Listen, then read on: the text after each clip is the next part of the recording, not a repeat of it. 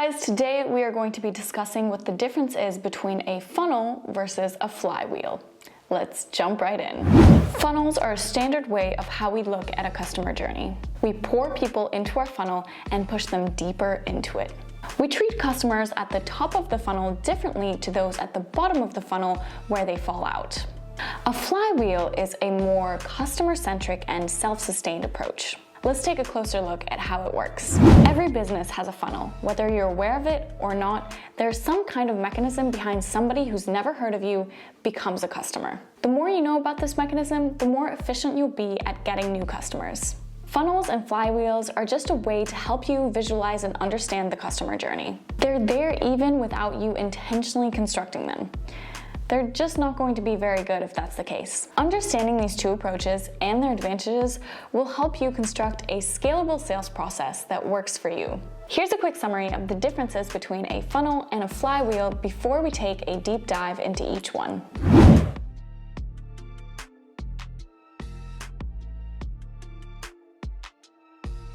Let's begin at looking at a sales funnel. A sales funnel is a system that helps you visualize the journey each customer takes towards a purchase. Each individual is going to be different, of course, but there are a few basic steps that each customer is going to take in order to complete a purchase.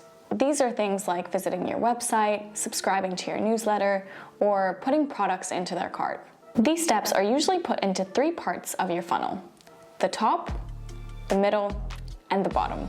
The further down your funnel, the closer to the purchase they get. So let's talk about the top of the funnel, or otherwise known as TOFU. People at the top of your funnel are new to your business. They might have heard about you, engaged with some of your social media posts, or visited your website before. These are people who have identified a problem and are looking for a solution. And those solutions can be provided by you.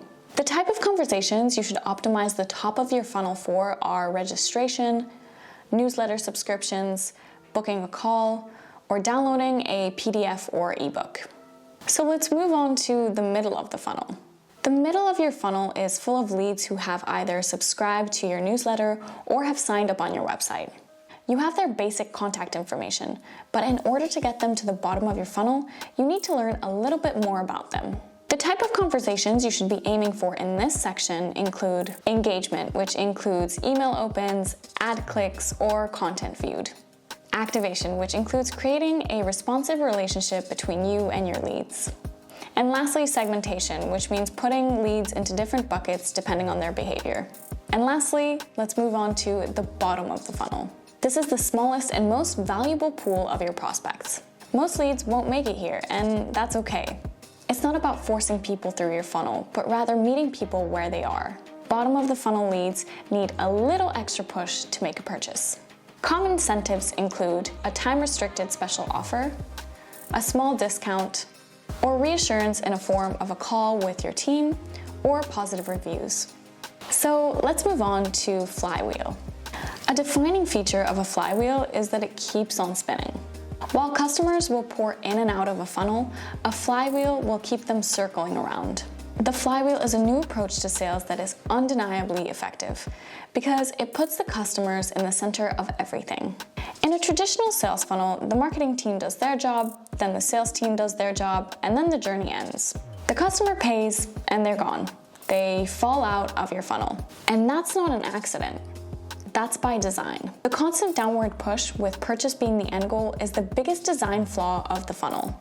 Your marketing team spent so much money to get the customer to sales, and the sales team has spent so much time working on the customer.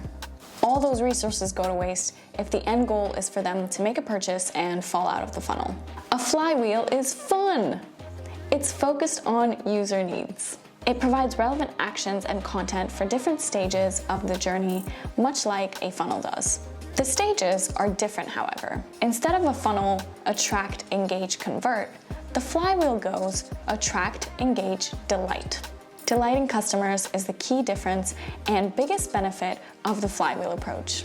While funnels focus on getting conversions, flywheels focus on delighting customers. The cool thing about happy customers is that they multiply. Happy shoppers will leave raving reviews that will help convince more people to buy from you. It's a win-win-win. A win for you, a win for the customer, and a win for the new customers that will find you via the reviews. The funnel simply no longer meets the needs of the present-day customer. People are more likely to ask a friend for recommendations, look at the reviews, or check their social media. The flywheel accommodates to this changing behavior. Well, that is it for today's video. I really hope this helped in understanding what the difference is between a funnel and a flywheel, and why a flywheel might just be the better approach for your business. If you would like to know more about Involve Me, you can click right over here, and there's a video all about what you can make in Involve Me and what the company is all about. We also have a discount code where you can get 2 months for free after creating an account. Lastly, don't forget to give this video a thumbs up if you enjoyed it, and don't forget to subscribe and hit the notification bell so you're notified every time we post a new video. Thanks for watching. Bye!